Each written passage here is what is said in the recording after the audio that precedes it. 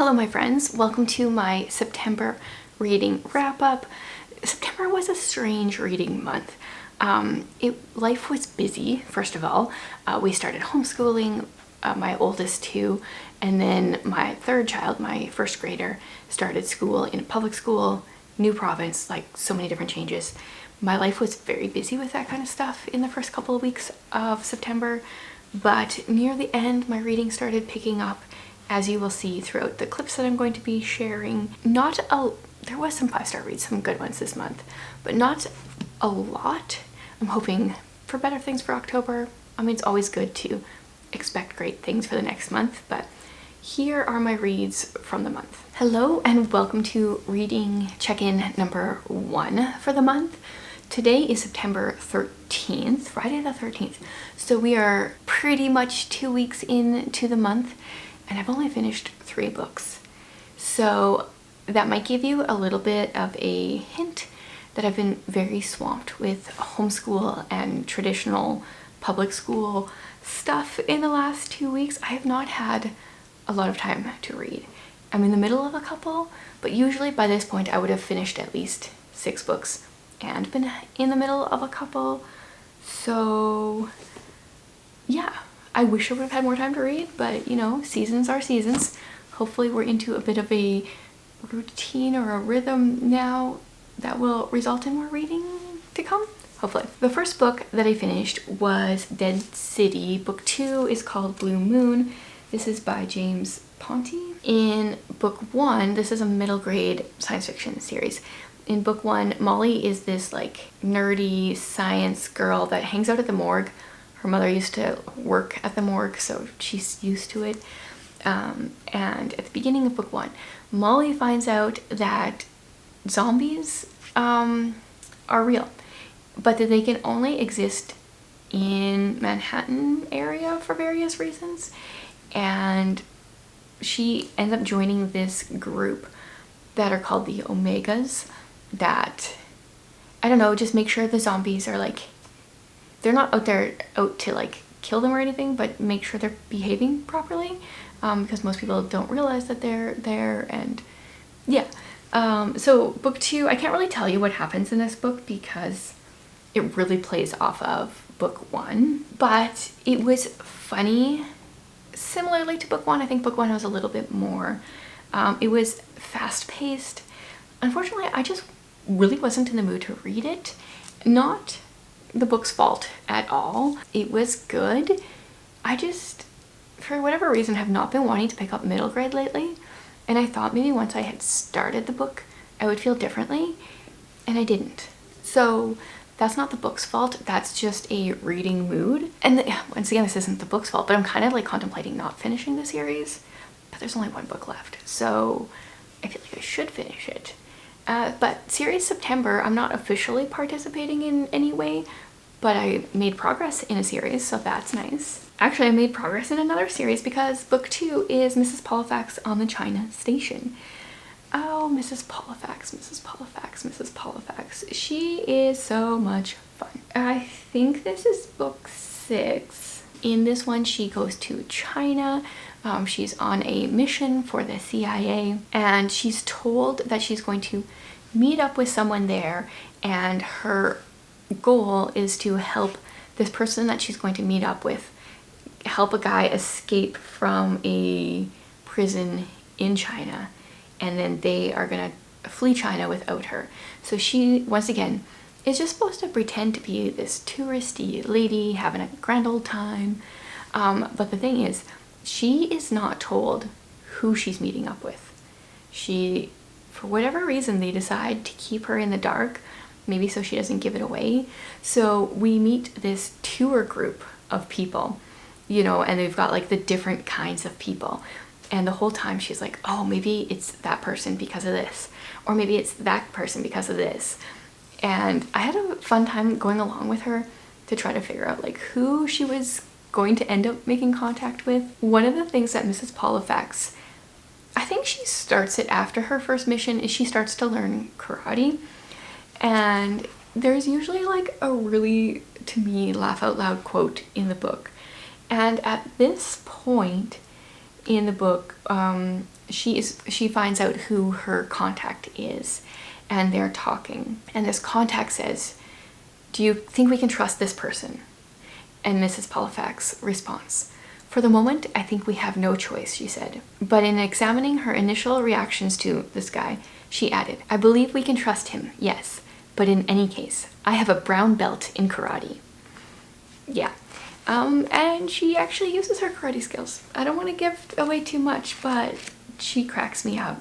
She is very good at getting out of difficult situations. Just a fun time. Just a fun time all around.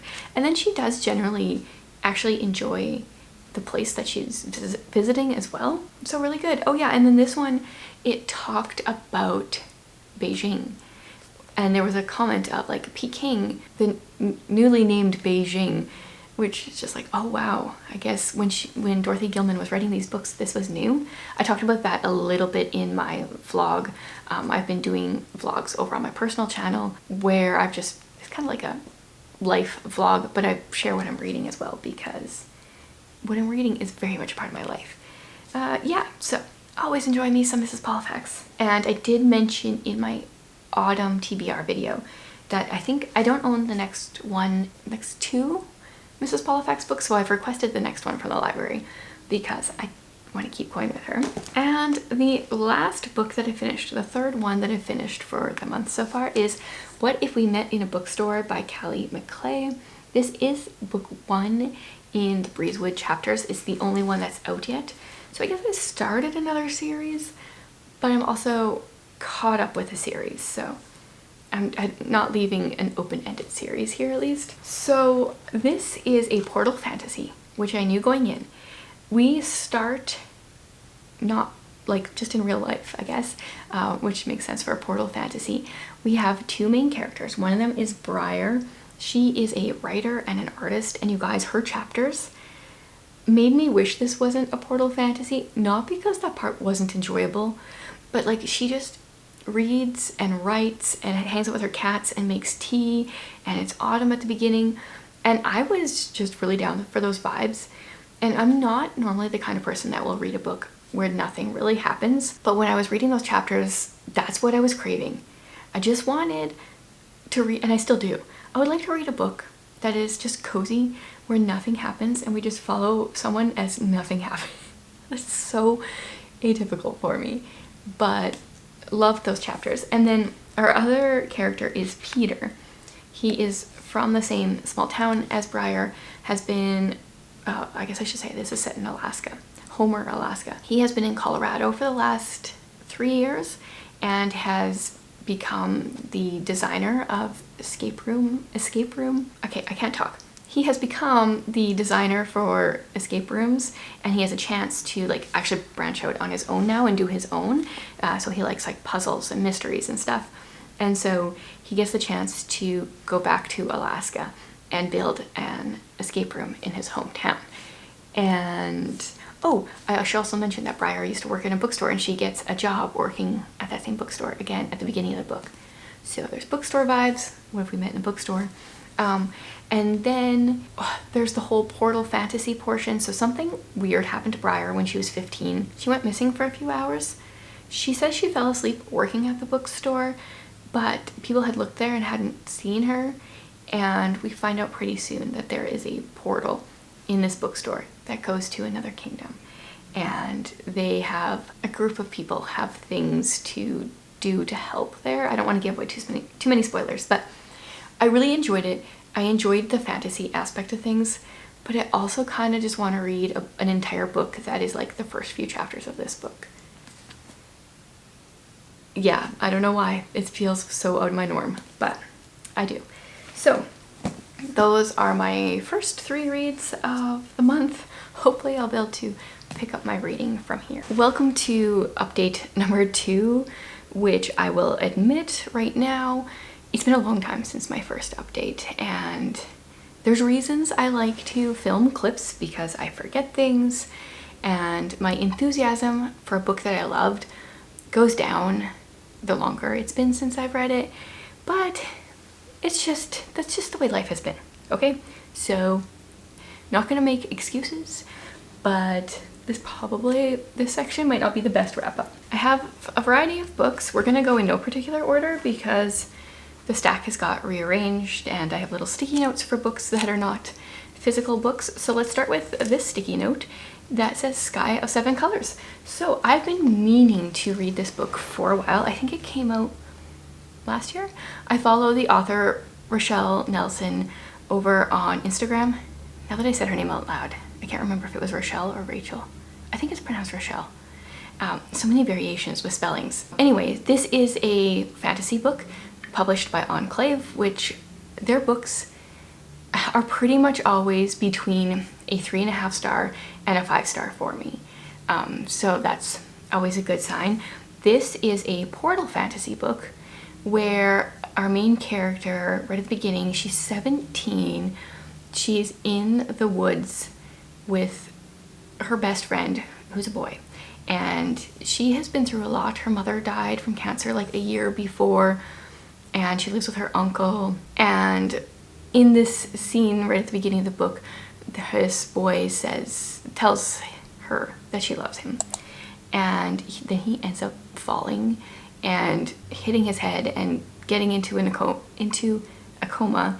And while he's in a coma, she ends up going into this fantasy world. And when she gets to the fantasy world, she's told that she's been called to marry the king. So I mean, there's a lot that happens in the beginning, but I appreciate portal fantasy because they're really good if you're new to fantasy or if it's just not really your genre, because you are experiencing the world through the eyes of this person that is finding this world for the first time too. So you're being explained the world as though you are dumb, and it can be very helpful, as opposed to some of those fantasy worlds that one gets thrown into and you have to try to figure everything out as you go. So I really enjoyed this one. Our main character was very interesting. Some of the choices I don't know if I would have made myself, but I feel like she did well overall. She meets some interesting characters, like different kinds of creatures. And the world that she goes into is a world void of color, and because she has color, she is highly regarded because her hair has color and the clothes she came with have color and her eyes have color. And I thought it was a unique concept for a book. So I listened to that one on audio and enjoyed it. And I'm excited because she has another book coming out March of next year. So I feel like she's an author that I'll definitely read from again.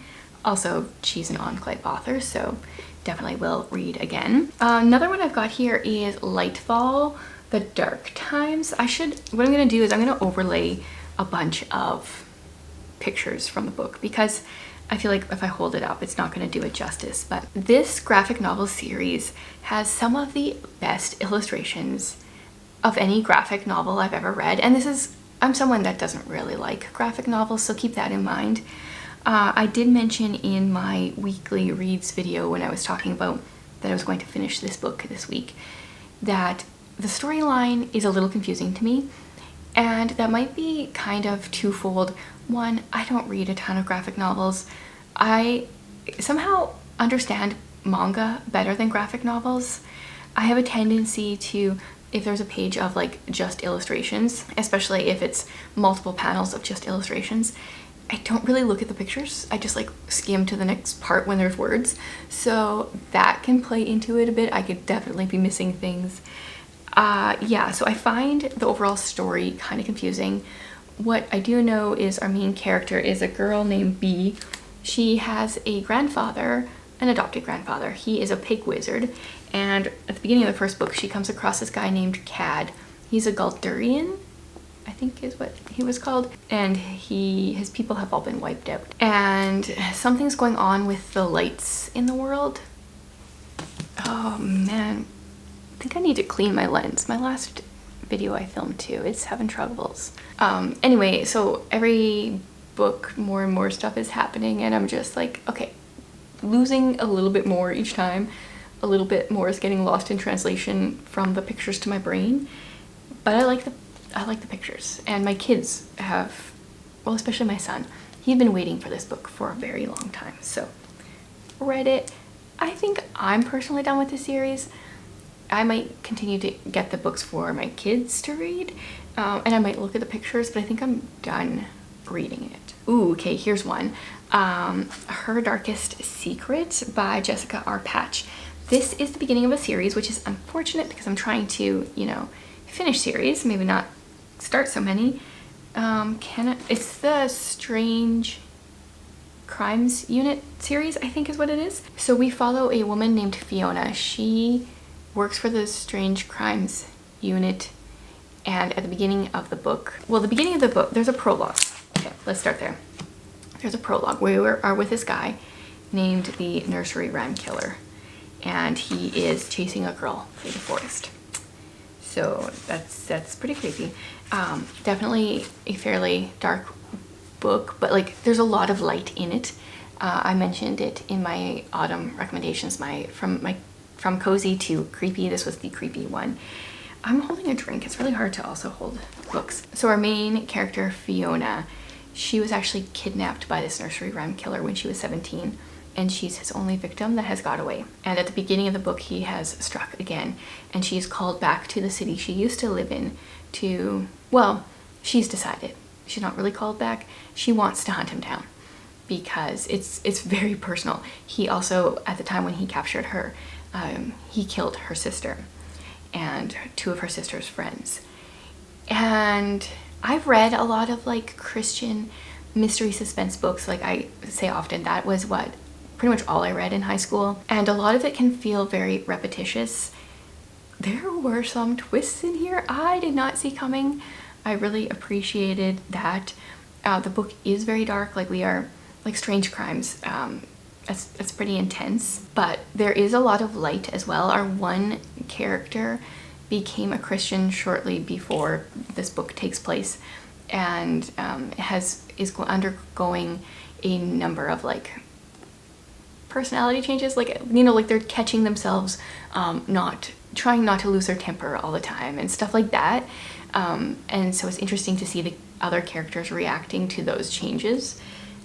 Really enjoyed it. I think there's 3 books in the series so far. I have requested that my library purchase book 2 because I can get book 3 from in the province, but no one has book 2 anywhere. They have book 1 and book 3. So hopefully they buy book 2 because I want to read it. Lots of twists. If you like twists, I would recommend this one, but I did not let myself read it after 8 p.m. I purposely made myself a drink before starting to talk about all these books because I knew there was a lot of them. The longer I talk, the more my voice goes. I got this from Anthropology. I saw it on Morgan Long's channel. She got it from the sale section in Anthropology, and I checked out ours and found it. It brings me so much joy. What a cute little... Oh, come on, focus on the hedgehog. He's important. He's talking to an ant. It's just adorable. Okay, let's continue on. Let's talk about a DNF. So one that I got the ARC from NetGalley. What was it called? Christmas Crimes at the Mysterious Bookshop. This is edited or compiled by Otto Penzler, something like that. It sounded like a lot of fun. I have one of his mystery compilations of like classic locked room mysteries. I'm pretty sure that one's his. And so I wanted to try this out. Bookshop mysteries, that sounds interesting. But the very first story, we start out, this guy is at the hospital like hitting on this nurse he obviously had a relationship with before, but she gets him removed. He's taken out by security. Then we flash back to when he met this lady, and it was after a fight with his wife. He was at the bookstore and hitting on her. While she notices that he has a ring, he also notices she has a ring. And I'm like, no, like what? No. So I never got to any crime, but I quit that book. That was unfortunate because I thought that would be a great collection of short stories about Christmas mysteries. But no, I wouldn't recommend it. I mean, I read part of the first story. They maybe got better, but if that's what you're going to include and that's the one you're going to have front and center, it's not for me. In the non-fiction world, I read another Brant Hansen, 2 months in a row, The Men We Need, God's Purpose for the Manly Man, The Avid Indoorsman, or Any Man Willing to Show Up. So obviously this book is made for men, and I am not a man. But I wanted to read it, one, because his writing is really deep, and hilarious, and 2, because I have a son, well, I have 2 sons, but I have a son that's getting closer to the age to read this. I think my plan is to get him The Young Men We Need for Easter next year. He'll be just about 12 at that point. So I would highly recommend this for any man in your life. My daughter has even read this 3 times, and it's helping her create a profile of a man that for her in the future. I mean, she's not even 14 yet, but this book is letting her know what kind of man she needs in her life, and that's pretty cool. So definitely recommend this one. And then I think the last one that let me just check my Goodreads here quickly. The last one that I have not talked about yet is my Agatha Christie for the month. So I read Destination Unknown. So I have 2 different covers for this that I showed on my TBR video. I don't understand either cover. Like, they're vintage 70s covers, so terrible that they're spectacular, but I don't really understand how that fits into the story. So this is the first in the Mr. Jessup or some kind of Jessup series. I don't know how many books are in it. This is not a murder mystery, really. Like, there is maybe a murder, but it's not really like what it's about. What happens is there are scientists that are disappearing, and Mr. Jessup is talking to the widow or wife of one of these scientists. They don't know if he's been murdered, what has happened to him, but they're suspicious, so they decide to follow her because she's gonna go out of the country, just to, you know, relax after all the turmoil of everything. And so they follow her, and she ends up dying in a plane crash. But they get this other woman named Hilary Craven, who wants to commit suicide, really, to impersonate the wife and try to see where things go.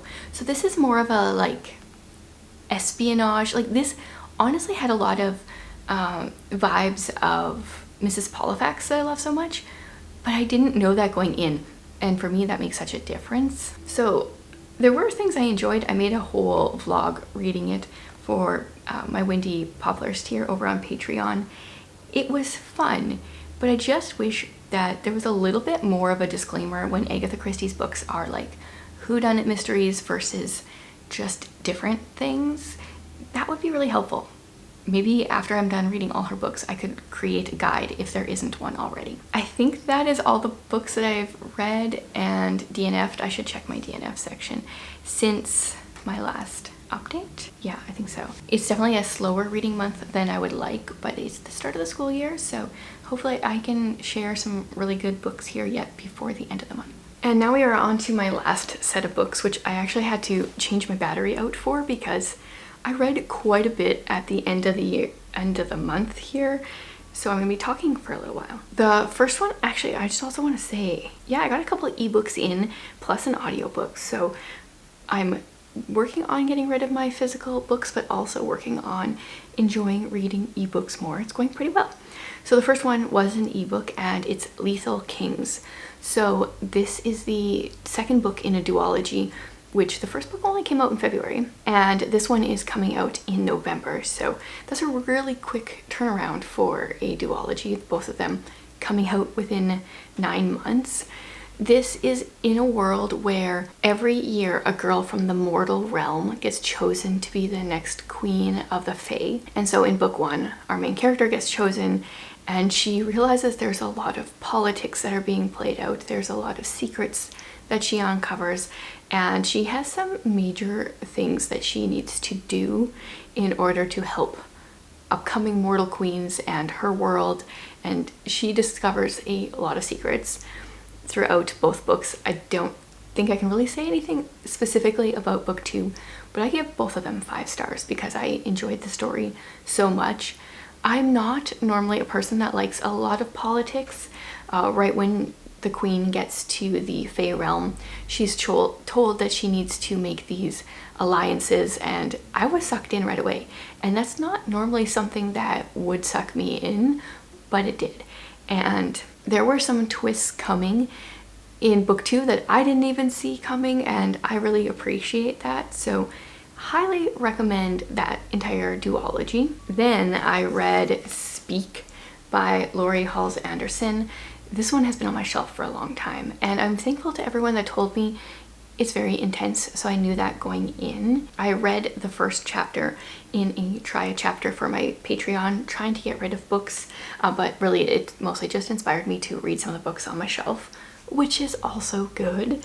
This one is about a 13-year-old girl she's going into high school, and at the end of the summer, she went to an end of summer party and she called the cops.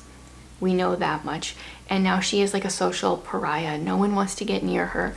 She's lost her best friend. She is just an outcast. But we know that something happened to her at this party. It kind of gets alluded to. We learn more as we go. She has pretty much stopped speaking through the book. She is just very silent. It's not like she can't talk, but it's a little bit selective mutism for various reasons. I thought it was very well done. I think that my daughter would love the writing. There's like some really good dry humor that I appreciated, but the topics, there's a lot of trigger warnings in here. The content is very heavy. I am not going to be giving this to my daughter anytime soon. I'm actually going to unhaul the physical book because I know she's going to want to read it, and I've told her she needs to wait a while, but I think it would be too tempting having it in our house. And this is a book that I see in little free libraries and thrift stores all the time, so I'm not worried about getting my hands on another copy in the future. Highly recommend it if you know that there's a lot of terrible things that happen in here, a lot of trigger warnings, very heavy. I think if you know that going in, you will enjoy it, appreciate it maybe. The humor was just excellent as well. It's interesting because I've read a couple other books by Laurie Halse Anderson. Most of hers are historical fiction, like Fever 1793, I think it is. Not a fan, but I really enjoyed this one. Another book I read I started for my try a chapter is Bunnicula. This entire book is only 98 pages and the first chapter was 18 pages, so I was like, well, I can read that. This is about a bunny that comes into this home, and he is Bunny Dracula. I mean, it's 98 pages, there's not much I can say. The book is narrated by the dog Harold, I think, and then they've got Chester, the cat. I don't normally like books that are narrated by animals, but it's different to me if it's a kid's book. This is kind of ridiculous. Also, Harold can speak some kind of Carpathian, he can read some kind of Carpathian language. It's a little out there. It's a little out there, but it was funny. And so I checked a box. It's like, I don't know when it was written, but it's like a classic, 1979. It's a modern classic that kids often have to read in school. So I'm glad I read it. I gave it 3 stars. Like, it wasn't great, but it was not much of my time. Then I read Half a King by Joe Abercrombie. This is the first book in a trilogy, and it has been on my shelf forever. So I was thankful that my patron of the month chose this for me, because I just would have kept putting it off and putting it off. This book, I can't remember where I got it from, but it came with a paper, like it's a used copy from somewhere. It came with a paper that with fantasy novels you should read, and Brandon Sanderson is on here, and all these other authors that I've heard of. Not sure I personally would like Robert Jordan. I'm not going to read the Eye of the World series, I'm sorry. Pierce Brown, the Red Rising series, I have the first book. I've gotten 18 pages in. Patrick Rothfuss, Scott Lynch, Josiah Bancroft. Anyway, I just thought that was fascinating. It's like this person reads or watches book 2. So Half a King, right in the first chapter, our main character gets told that his father and brother are dead, and now he is the king. He was born with part of an arm, or part of a hand, so he considers himself half a king. And this is a trilogy, but the stuff that goes down in this book, I feel like most authors would have made the entire trilogy off of this content. I kind of appreciated that, because we weren't just like, you know, getting to the part where the next book would start. A lot happened in here. My biggest complaint, and I told Jared I think he will appreciate this book, there is a lot of like high stakes moments, like kind of, we just keep going from like the whole out of the frying pan and into the fire and then back again and then back again. It's kind of like one battle or tense situation after another. But there are some definite twists in here. So many of them, I didn't see any of them coming. I appreciated a lot of the story. He definitely could have made this, like, I don't know, made it longer so there was a little bit of reprieve in between the tense situations. Maybe made the book a little thicker, but I did enjoy it. I am not sure if I will continue the series. I figured once Jared tries it, he can read the entire trilogy if he wants, and then he can tell me if he thinks I'll like it, because he's pretty good at knowing my tastes. But if you like a little bit more fast-paced battle scenes and things like that, you might like it. Then I listened to Winter's Maiden, which was interesting because there is a lot of battles in that book too. So I was reading this physically while listening to that book, and I kept being like, oh, didn't we do that already? Oh no, that's in the other book. Very different stories, but there was enough crossover that I was getting a little bit confused. This is why I normally have different genres going instead of multiple books in the same genre, but I think I figured it all out in my head. So in Winter's Maiden, we are with this girl named Bridget. She was raised by this lady who was not her mother. Her mother died in childbirth, and so the midwife raised her. And there are a lot of things that she doesn't know about her parents. She is one of the clanless people. So in this world, there are different clans. Like there's the bear clan, the eagle clan, the wolf clan. And if you are part of that clan, they look after themselves. But the clanless don't have anyone to look after them. And there is a famine going on. And so a lot of people are moving into this city, and the clanless are kind of having to start gangs in order to survive. And Bridget soon finds herself in need of a gang to help protect her. She finds out she has this like red haze, this thing that comes over her, and she can fight really well. And there is a war that is going to be taking place, a battle that's going to be taking place, that their country is looking for warriors for, so she signs up for that. This is definitely a battle of good versus evil, light versus darkness. I think this one is also going to be a trilogy. Unfortunately, the first book just came out, and I kind of keep doing this to myself where I read the first book and then realize it's going to be a while until, you know, the series or the trilogy or the duology is going to be done, and I can forget a lot in between. So I am kicking myself a little bit for that. I am almost thinking that I might become the kind of person that only starts a series when it's almost complete. That might be a little easier for me. At the same time, I don't like the FOMO of not reading a book when it comes out, especially if it's like an author that I'm excited about. So I'm curious to know how you guys handle series. What's your reading philosophy, if you have one, if you've thought about it? I just am curious. Overall, I would recommend that, but it kind of leaves a little bit cliffhangery. And then the last one I just finished is These Ties, what's it called? These Ties We Forge. This is a short story collection.